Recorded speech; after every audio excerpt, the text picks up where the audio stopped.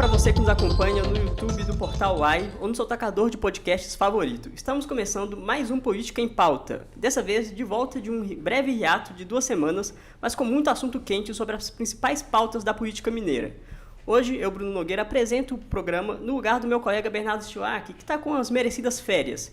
Dessa vez, eu estou acompanhado da minha colega Alessandra Mel. Tudo jóia, Alessandra? Tudo bem, obrigada pelo convite, prazer. Sempre um prazer. E também da nossa colega Larissa Figueiredo. Tudo jóia? Tudo jóia. Bom dia, Bruno. Bom dia, Alê. Bom dia.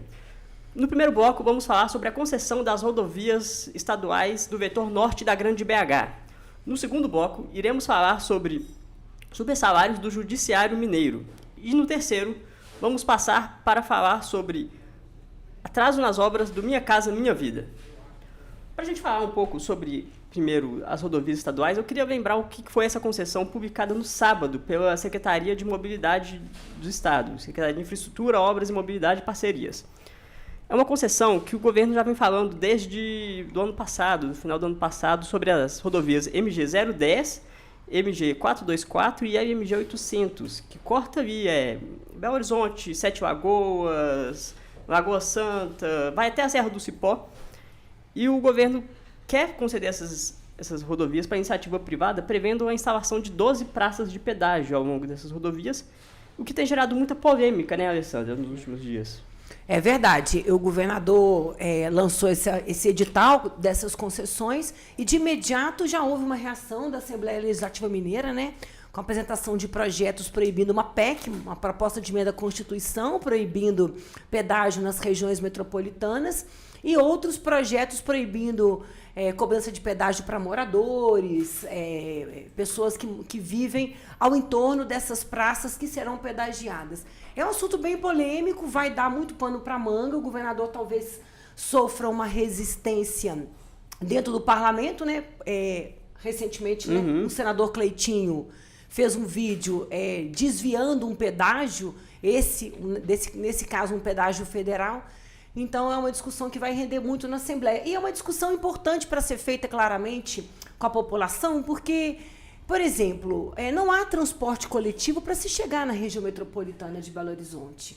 Né? Um morador de Lagoa Santa uma pessoa que mora em Belo Horizonte tem muita dificuldade de se deslocar até Lagoa Santa. No final de semana, então, chega a ser praticamente impossível.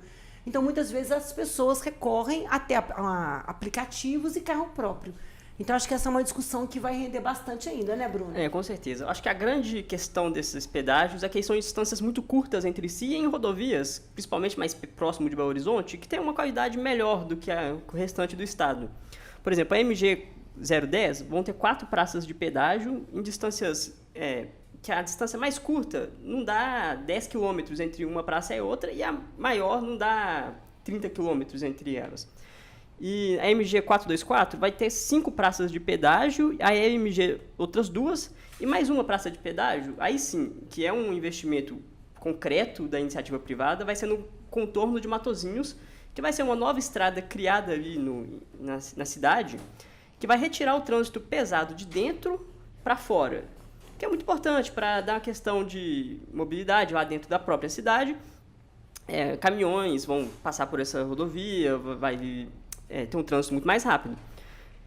Só que o problema também é o preço desses pedágios, né, Alessandra? O mais barato vai de R$ 1,60, R$ 1,66 e o mais caro de R$ 5,04.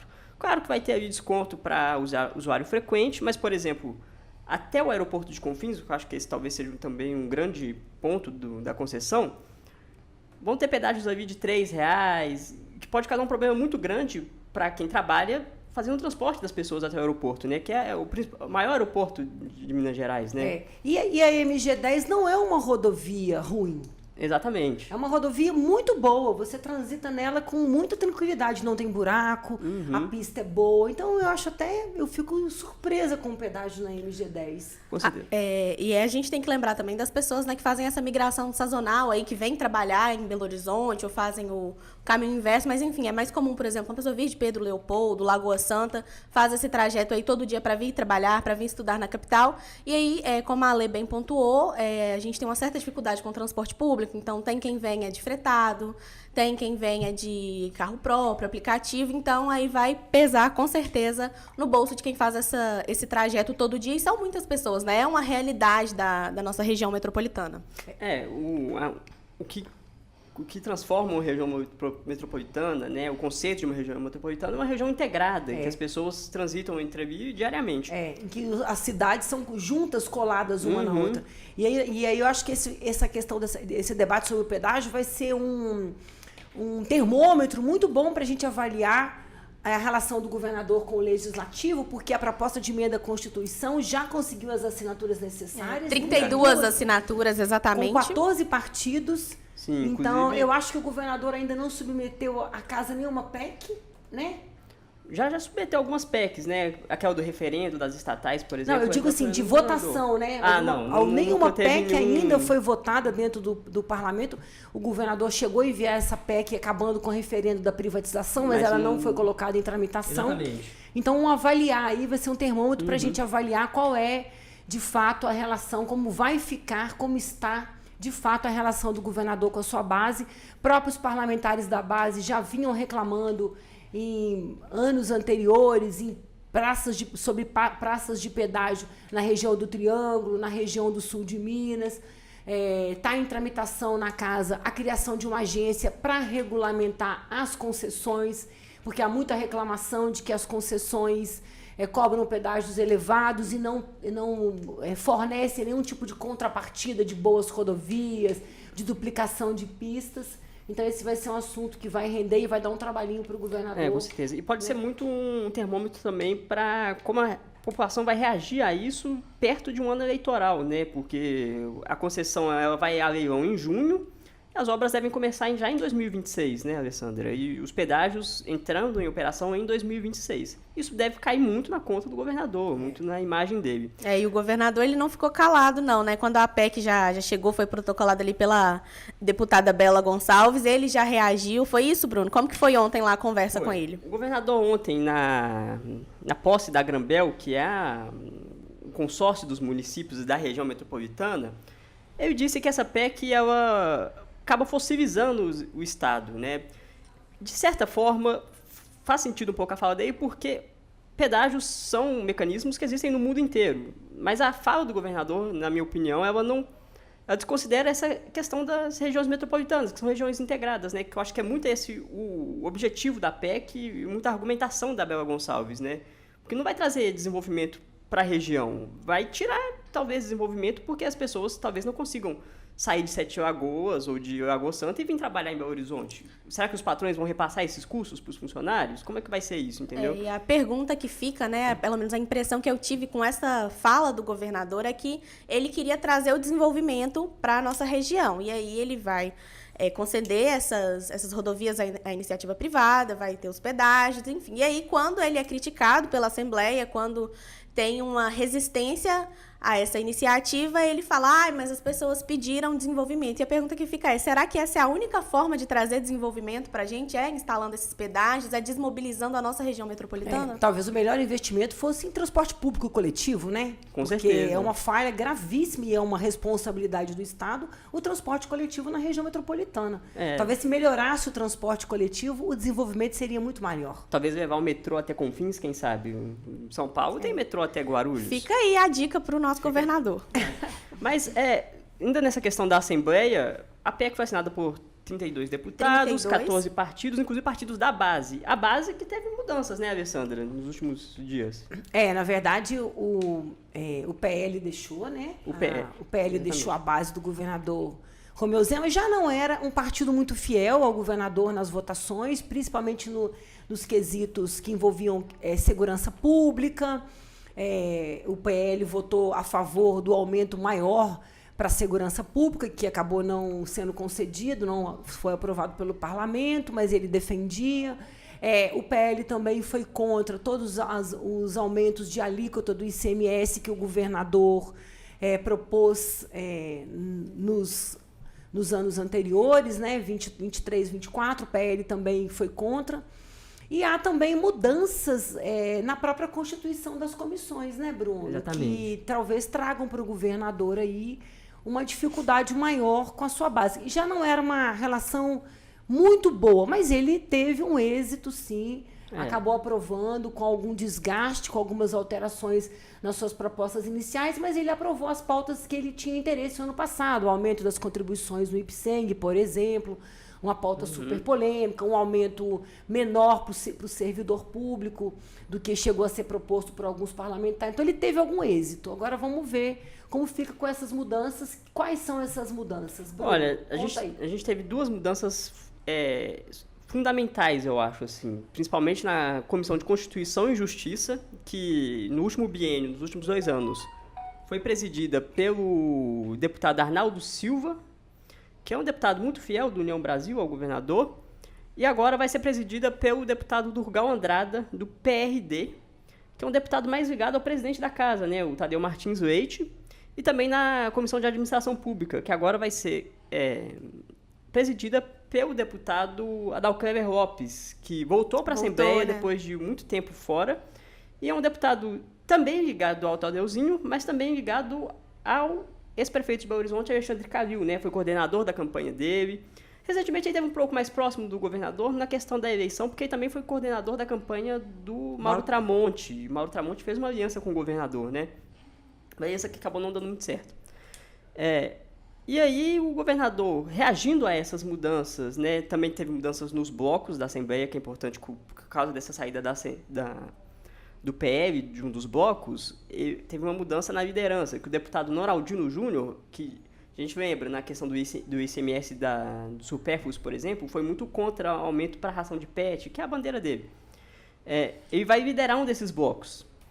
E o governo não teria ficado satisfeito com essas mudanças e trocou o seu secretário de governo, né, o Gustavo Valadares, que era um secretário que teve muito sucesso, né, nos últimos 2 anos, mas ele quis endurecer essa relação e trouxe o Marcelo Aro, que tomou posse nessa quinta-feira, né, Alessandra? E já teve reação imediata do presidente da Assembleia Legislativa, né, questionado sobre as mudanças e a insatisfação do governador com o comando da CCJ e da Comissão de Administração Pública, comissões super importantes, porque a maioria dos projetos enviados pelo governador passam pela administração pública. E pela administração pública vai passar, por exemplo, poderão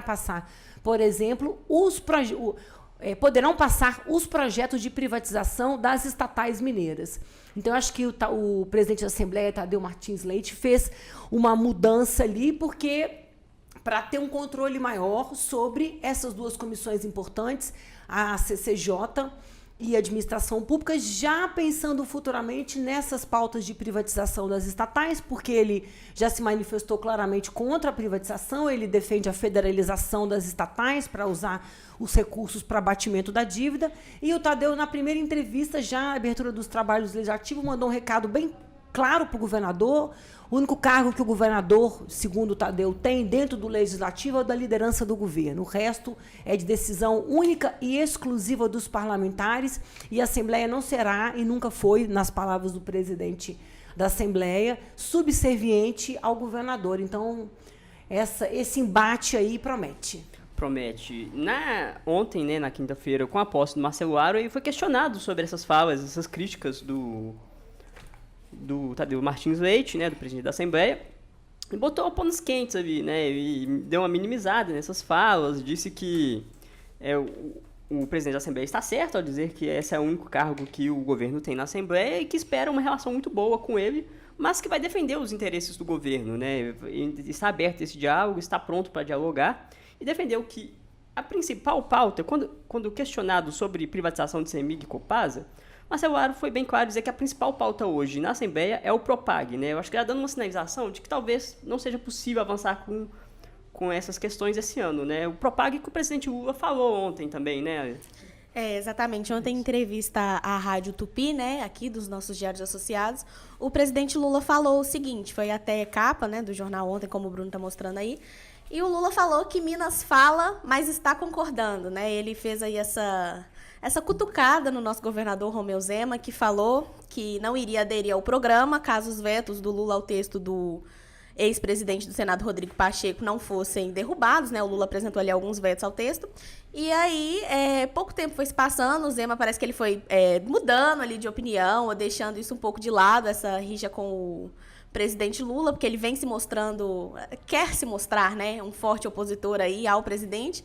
E aí agora a gente já trabalha com a informação de que vão começar grupos de trabalho na Assembleia para discutir o Propag em março. Então, Minas fala, mas vai aderir nas palavras do presidente Lula. Só para o leitor, para o ouvinte, perdão, se situar, o Propag é o programa de refinanciamento das dívidas dos estados. Minas Gerais é um dos estados mais endividados do Brasil e foi aprovado esse novo modelo de refinanciamento das dívidas em que você vai poder usar os recursos, né? Os ativos, as estatais são alguns desses ativos, para abater parte da dívida e diminuir o comprometimento das receitas do Estado com o pagamento do que deve à União. Hoje, o Minas Gerais deve na casa de 170 bilhões ao governo federal. Acho que só para a gente completar essa questão dos vetos, né, o governador ele se reuniu na semana retrasada, se eu não me engano, com o governador do Rio de Janeiro e do Rio Grande do Sul, representantes aí de São Paulo e Goiás, que são os estados super endividados, né, que tem mais de 90% da dívida do Estado com a União vem desses estados, no Rio de Janeiro. E as principais questões que pegam para Minas Gerais são os vetos às dívidas garantidas. O que são isso? São dívidas que o Estado contraiu com instituições privadas e bancos de desenvolvimento internacionais, nacionais também, que no atual modelo do regime de recuperação fiscal, e vale lembrar que o Minas Gerais está sobre o regime de recuperação fiscal aderido por decisão judicial, né, porque ele não conseguiu aprovar na Assembleia, como a gente está falando aqui da relação com a base. Então, esse ponto está no regime de recuperação fiscal, estava no texto original do Propag e foi retirado. Segundo o governo ali, isso pode gerar um passivo a mais nesse ano e nos próximos 2 anos de 5 bilhões a mais na dívida, né? O que acontece? Quando a União assume essas dívidas, ela refinancia para o Estado a juros menores, né, aos termos menores, do que um banco poderia fazer, né? Então, o governo quer articular isso, mas tem uma questão importante de dizer no Congresso Nacional, que o veto ele não necessariamente vai tramitar, porque o veto ele não sobressai a pauta, né, e não trava a pauta igual na Assembleia Legislativa. Então, depende muito dos presidentes do Senado e da Câmara pautarem esses vetos, né? E uma das articulações do governo, desses governos de Minas Gerais, Rio, São Paulo e Rio Grande do Sul, é levar uma lista, já entregaram uma lista com os principais pontos que eles querem derrubar ao novo presidente do Senado, né, Davi Alcolumbre, e esperam que o Davi Alcolumbre leve esses pontos ao ministro da Fazenda, Fernando Haddad, né? Faça essa interlocução. Depois ali se discuta o que pode ser negociado, o que não pode. Acho que vale lembrar também que, apesar dos vetos, o Propag foi aprovado por unanimidade no Senado, né? Nenhum senador se manifestou contra. E na Câmara também teve um apoio massivo. Acho que foram 3 votos contrários, 7, mais ou menos por ali. Então talvez seja um assunto quente, mas que talvez também não esteja na prioridade desses presidentes, né? Agora nós temos... Vamos falar um pouco agora sobre o TJ, Alessandra? Vamos falar. Esse domingo, o Estado de Minas publicou uma reportagem de um assunto que tem sido debatido nacionalmente, a questão dos supersalários, né? A reportagem apontou que, em Minas Gerais, os magistrados, desembargadores e TJ, os desembargadores e juízes do Tribunal de Justiça de Minas Gerais, em torno de 741 dos cerca de 2.000 magistrados, receberam em janeiro, acima de R$200 mil. O maior salário foi 277 mil. Esse foi recebido por uma servidora. E o outro, do segundo maior, 240 mil, recebido por um magistrado. E tinham muitos salários para cima também da casa de R$100 mil, que é um assunto que está sendo discutido nacionalmente. A questão dos supersalários, concentrado principalmente no Brasil, no Ministério Público e no Tribunal de Justiça. Há uma proposta em curso, há projetos de lei em curso no Congresso Nacional para vedar esses supersalários. E há também um desejo do governo federal. O ministro da Fazenda, Fernando Haddad, esteve no Congresso e disse que essa também é uma pauta prioritária, de reduzir esses super salários, porque eles consomem muitos recursos do orçamento e o governo quer ter mais dinheiro para investir em outras áreas e não nesses pagamentos. Pra vocês terem uma ideia, a folha de janeiro do TJ, ela ficou em meio bilhão, 500 milhões de reais só com o pagamento de salários. É uma coisa que foge um pouco do padrão, né? É uma coisa que merece muito um debate, principalmente nesse contexto em que a gente está falando sobre responsabilidade fiscal, né? Se cobra muito do governo federal e do governo dos estados que arrumem as contas, né? Façam corte de gastos. Mas cabe lembrar que o judiciário, parte dele é financiado pelos governos, né? Pelos executivos. Citando essa coisa do TJ, eu lembro que recentemente o ministro Flávio Dino deu uma decisão suspendendo os penduricários de um juiz do TJ mineiro que queria receber retroativo, auxílio alimentação retroativo, né? O ministro Flávio Dino foi muito contra isso, ele foi muito duro e acabou negando. Mas, em dezembro, o presidente do STF, o ministro Luiz Roberto Barroso, e o também presidente do Conselho Nacional de Justiça, ele disse que a crise fiscal do Brasil não tem nada a ver com o judiciário, diz ele, né? Que ele diz que é contra o pagamentos ilegais, que tem acontecido também, mas em alguns estados, mas defendeu essa questão dos auxílios, das indenizações, né? Que é o que pega, né, Alessandra? Na verdade, sim. No caso dessa reportagem nossa sobre os salários acima de 200 mil do Tribunal de Justiça de Minas Gerais, o TJ, infelizmente, não disse claramente para a reportagem qual a origem desses recursos. A tabela que eles publicam no Portal da Transparência tem uma coluna lá, número 2, né, que são verbas pagas que não são sujeitas à tributação do imposto de renda. Nós questionamos qual a origem desse recurso, mas a resposta foi vaga. Então, a gente não consegue saber, de fato, de onde veio essa fortuna, né, que elevou os salários dos magistrados a 200 mil reais. Né? Porque o que acontece no Brasil é o seguinte, existe um teto, ninguém pode ganhar mais do que 46 mil reais, que é o salário do ministro do Supremo. Só que esse teto é um teto fictício, né? Porque ao longo da implementação do teto, que foi na Constituição de 88, os magistrados e os promotores e procuradores do Ministério Público, eles foram criando mecanismos para elevar os salários, sob a justificativa de que eram verbas de auxílio, verbas indenizatórias. Então, além deles ganharem essa fortuna, não há tributação de imposto de renda sobre esses valores. Então, a pessoa ganha 200 mil e paga o imposto de renda sobre 46. E não tem uma clareza de onde veio esse recurso. Então, a gente não sabe dizer para o leitor qual a origem do salário de 200 mil. Está no quesito, na tabela, verbas indenizatórias, auxílios, mas não há uma clareza, uma transparência sobre de onde veio. E é interessante também uma coisa que aconteceu nessa reportagem nossa, que os comentários das reportagens nas páginas e nas redes sociais do jornal marcavam o Ministério Público de Minas Gerais, para que o Ministério Público de Minas Gerais tomasse providência a respeito dos salários do TJ. Mas o que o leitor desconhece, muitos que fizeram esse pedido, é que a mesma coisa que ganha um juiz, ganha um magistrado, que ganha um promotor e um procurador, ganha um juiz. Né? Então, os salários são idênticos. O que um juiz e um magistrado têm direito, um procurador e um promotor têm direito também. E ainda com uma diferença no caso do do Ministério Público Mineiro. A transparência no Ministério Público Mineiro é muito menor do que no Tribunal de Justiça.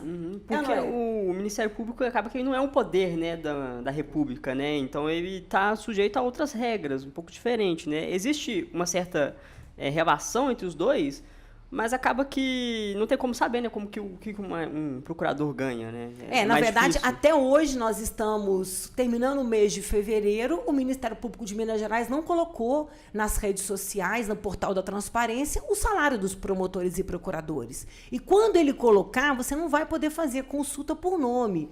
Você vai saber quantos procuradores e quantos promotores receberam, mas não detalhado esse vencimento. E já existem estudos que estão sendo utilizados, inclusive nessa discussão, há uma PEC, uma proposta de emenda à Constituição, acabando com esses penduricalhos que elevam os salários, e há também outras propostas, não de PEC, mas projetos de lei, em que aponta que a maioria dos altos salários do Brasil, eles não estão localizados no tribunal, nas assembleias, muito menos nos executivos, em que os salários são muito baixos. Professores, policiais militares, ninguém ganha uma fortuna, pelo contrário. Limitar salário de servidor é um risco no orçamento, né? Você não vai fazer grande diferença para um corte de gastos, né, Alessandra? Eu acho que está faltando essa transparência e eu acho também o governo federal enviou para a Câmara ano passado, para o Congresso, essa proposta, né, de cortar os supersalários junto naquela discussão do corte de gastos, mas acabou sendo desmembrado ali, né? Eu acho que tá faltando também um pouco de coragem, talvez, dos deputados de entrar dentro dessa questão, né? Na verdade, está faltando alguém se movimentar de fato nesse sentido, né? Porque não tem condição de você gastar meio bi com uma folha, enquanto que o funcionalismo não consegue receber nem ao menos o grosso do funcionalismo, uma reposição anual da inflação, que é um direito garantido na Constituição. Garantido na Constituição, mas infelizmente não regulamentado e não obrigatório. Né? Então, é um assunto que precisa ser discutido, porque você cria uma casta de privilegiados, né, dentro do serviço público e que, no final, é bancado com o nosso recurso. Exatamente. Quem paga os altos salários da magistratura mineira, dos magistrados no Brasil inteiro, dos promotores e procuradores do Ministério Público, somos nós, trabalhadores, assalariados, cujo desconto do imposto de renda vem automaticamente da nossa folha, sem choro nem vela. Então, é um assunto que tem que ser tratado mesmo, porque não tem condição esse disparate, né, em que uma pessoa ganha 2 mil, um servidor público ganha 2 mil e outro ganha 200 mil. Não faz sentido. É importante a gente lembrar também que Minas Gerais é um dos, acho que 4 ou 5 estados que tem um tribunal de justiça militar, né? A gente tem um tribunal específico com regras parecidas ali ao Tribunal de Justiça comum, que julga os casos dos civis, mas a gente tem um tribunal à parte para julgar casos militares também. Então, é mais aí uma questão no nosso orçamento para o judiciário. Um tribunal militar que, diga-se de passagem, essa semana inocentou um policial militar flagrado em vídeo dando tapa na cara do colega, num soldado em treinamento, né, sob a alegação de que essa violência faz parte da cultura da corporação. O salário dos militares também é outra questão que deveria ser entrado nessa questão do corte de gastos, porque muitos recebem aposentadorias muito grandes por tempos de serviço, assim, inclusive auxílio para viúvas, né? Às vezes o militar ele aposenta e consegue um auxílio para a família, que é um descalabro muito grande, uma distorção muito grande do nosso orçamento, né? Acho que cabe lembrar também as discussões recentes de campanhas salariais, né? Por exemplo, eu lembro muito da questão do piso da enfermagem, né? Foi sempre uma discussão muito grande, se criar um piso da enfermagem, que inclusive foi parar no STF, né? O STF teve que julgar se era constitucional ou não. Então, é realmente isso, né? Um servidor ganha um salário mínimo, o outro está ganhando 200 mil. É uma distorção muito grande, né? E essa questão do salário também é um assunto que vai entrar agora, né, na discussão também dentro do Legislativo com o Executivo, porque já começam as movimentações em torno de questões salariais pelo funcionalismo. Lembrando que a Polícia Militar de Minas Gerais, as forças de segurança, Polícia Civil, Polícia Penal, as forças de segurança de Minas Gerais convocaram uma manifestação para o dia 28 de fevereiro, véspera de Carnaval, cuja pauta principal é a questão salarial. Eles reivindicam as perdas salariais da inflação, em torno de 40%, que não foram dadas ao longo das últimas gestões, não só da gestão do governador Romeu Zema, mas da gestão anterior. Então, tem também, já começa aí essa movimentação do funcionalismo público para garantir, ao menos, a reposição inflacionária dos salários de toda a categoria. Exatamente. Muito importante essa mobilização dos servidores, das forças de segurança, lembrando que o projeto de reajuste de servidores é sempre enviado nesse primeiro semestre na Assembleia, né? Então, a gente ainda vai falar mais sobre isso nos programas para frente, né? Vamos agora falar sobre Minha Casa Minha Vida, né, Larissa? Você fez uma matéria também publicada no domingo falando sobre obras que não foram entregues, né, em Minas Gerais. Exatamente. O Gabriel Ronan, que é coordenador do nosso núcleo de dados aqui do estado de Minas, ele fez um levantamento sobre obras do programa que não foram entregues. Eu vou pegar minha colinha aqui, porque os números os números realmente eles são bem chamativos. Então, em Minas Gerais, nós temos quase 10 mil famílias esperando que as residências fiquem prontas. E esses contratos, né, ao menos, né, a gente trabalha com ao menos 10 mil famílias, assinaram esses contratos com o governo federal, aí, com o programa, entre 2009 e 2018. E as casas ainda não estão prontas. 2009, o final do primeiro governo Lula, né, mais ou menos em 2011, aí teve o governo Dilma 2, Temer e 2018 não entra Bolsonaro, né? Mas provavelmente teve problemas. A gente tem aí um atraso de uns 7 anos, né? O Minha Casa Minha Vida acabou no governo Bolsonaro e mudaram para Casa Verde e Amarela, né? E agora ele retorna como Minha Casa Minha Vida aí no governo Lula 3. Exatamente. Então, eu fui até o povoado de Cândidas, que é um distrito de Raposos, aqui na região metropolitana. É um lugar bem pequenininho, assim, tem mais ou menos umas 200 pessoas que vivem lá. Dentro ali da Serra da Gandarela, é um lugar muito lindo, mas que, infelizmente, ele fica ali à mercê de pessoas que não têm, literalmente, onde morar, né? Eu visitei uma casinha de barro de um senhor, tá na nossa matéria, quem quiser ler o texto completo pode conferir lá no nosso site, em.com.br. E aí eu conversei com esse senhor que mora numa casinha de barro ali no povoado, e ele disse que recebeu recursos do programa, mas construiu uma casa para a neta dele, porque segundo ele, a neta precisava mais do que ele. E hoje ele continua morando ali na casinha de barro dele, ao lado da casa da neta, e ele fala que se tivessem mais recursos, ele com certeza construiria uma casa para ele. E um ponto interessante desse projeto lá em Raposos é que o governo ele não cede o lote e também não cede mão de obra, o recurso para mão de obra. Ele envia o dinheiro para que as pessoas comprem o material e construam sozinhas a casa. Então, isso dentro do Minha Casa Minha Vida? Dentro do Minha Casa Minha Vida. Eles chamavam isso de Minha Casa Minha Vida Rural há um tempo. Então, é um programa um pouco diferente do que a gente está acostumado a ver esses conjuntos habitacionais grandes, constrói todas aquelas casas bem parecidas, assim, em um único lugar. Nesse programa, não. Quem constrói as casas são as próprias pessoas, as famílias que vão viver lá, ali dentro das zonas rurais. Só que essas pessoas, elas não têm supervisão, elas não têm o conhecimento técnico, né, para executar ali a obra. Tem uma ONG, né, ali no caso de Raposos, que administra esses recursos. Ajudaram com o projeto, ajudam com vistoria, com compra e tal. Eles até contrataram um ajudante ali na construção civil, mas uma pessoa só, porque o diretor da ONG me falou, ou essas pessoas pagam alguém para construir, ou elas não vão, ou elas têm o que comer, né? Então, tem esse impasse, elas não conseguem contratar mão de obra qualificada, porque os recursos são limitados, e elas também não conseguem ter tempo para construir, porque são pessoas que moram ali na região, né? Moram em fazendas, moram onde trabalham, né? Ali tem muito sítio, muita chácara, então essas pessoas são caseiras, trabalham ali, moram por ali, e aguardam o sonho da casa própria. Só que elas precisam tirar o tempo livre delas para ir lá para construir.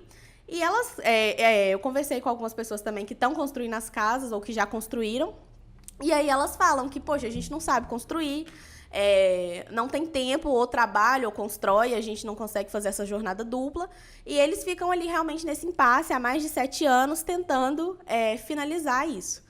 E falaram para mim também, né, tanto o diretor da ONG quanto os moradores ali de Cândidas, que existe uma demora, que toda vez que troca a gestão presidencial ali, o programa para, e ele vai e retorna um ano e pouco depois. Eles já ficaram a pandemia toda sem receber recurso, e aí eles também dependem de uma vistoria da Caixa Econômica Federal para ver como que está funcionando a aplicação dos recursos. Mas aí essa vistoria precisa ser agendada e já demora mais um pouco.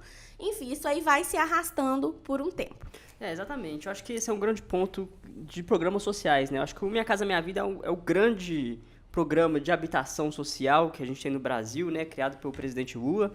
Mas, realmente, quando se troca um governo, principalmente nessas últimas 3 eleições que passamos, não só como trocou o governo, como trocou a posição ideológica do governo, essas obras acabam sendo descontinuadas, né, paradas. E eu acho que devia haver um grande pacto para que se continue esses recursos, né, esses recursos sejam aplicados, sejam construídos, essas casas, né.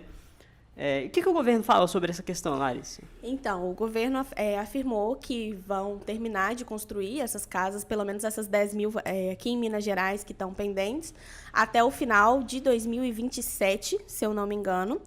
Eu vou conferir aqui na minha colinha, um minutinho.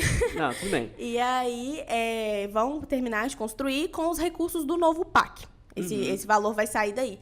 É importante explicar para vocês o seguinte também, que o dinheiro, ele vem individualmente para cada pessoa que é contemplada.